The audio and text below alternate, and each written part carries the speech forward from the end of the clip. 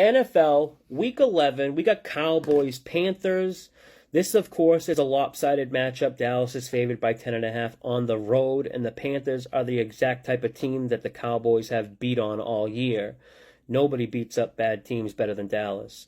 The only way Dallas doesn't win by double digits here is if they sleepwalk through this game or get caught looking ahead to next week. Dallas is in a tricky situational spot.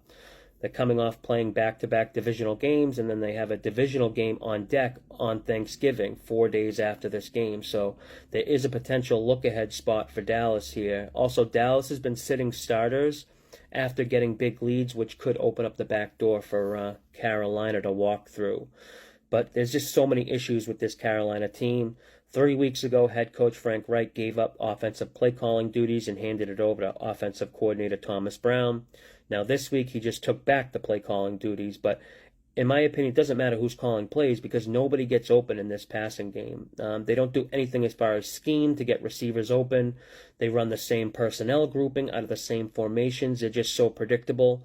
And some teams can get away with this, but by having elite talent at the skill position, but the Panthers don't have that. Last week, Carolina went 3 for 3 on fourth down conversions, which was great. They returned a punt for a touchdown, and they still only scored 13 points in a loss to the Bears. They have 0 running game, and if I was the Panthers head coach, I'd be starting Andy Dalton in this game. What do you have to lose? He's a former Cowboy and familiar with what they like to do, but Carolina would never do something creative like that. I have a lot riding on Dallas. Hopefully they can continue to hit their stride and make a run for the division. Carolina will be getting some guys back in the secondary this week with C.J. Henderson and J.C. Horn coming back. Their 2 best defensive backs who haven't played together in the past 5 weeks.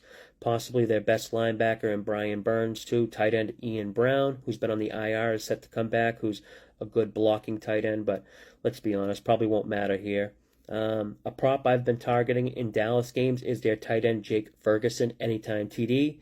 He leads the NFL in red zone targets, so I'll be on him to score a TD, but that's all I got for this. I bet over 9.5 wins for Dallas. I have them to win their division, to win the NFC, and to win the Super Bowl. I also have Dak to win MVP at plus 2,500 odds. And